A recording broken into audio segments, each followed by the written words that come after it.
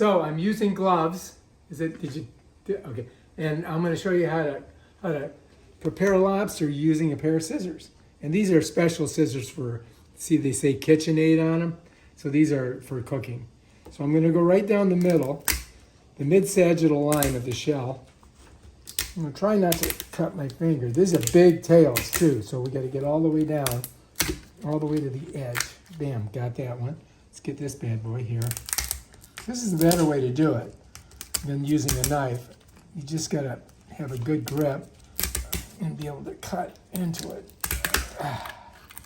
There we go, bam. All right, so now I'm going to set the scissors there. And what I'm going to do is I'm going to take this, I'm going to kind of pry it open, nice and easy. Now, if it's good lobster, it should just pop right out of the shell like that.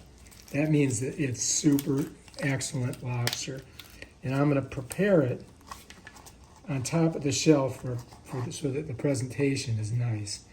You can see it's, look at that. Doesn't that look good? All right, let's get the other one. Pop this baby out.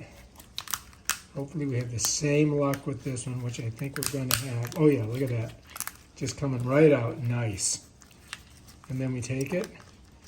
We're going to pop it up in the air like this. Whoops. And then we're going to push the shell down. You can lay it on the shell like that too if you want. Just like that. And these two are basically ready to be cooked now. All we need is stick them in the oven and grill them up. All right, so that's our next project here.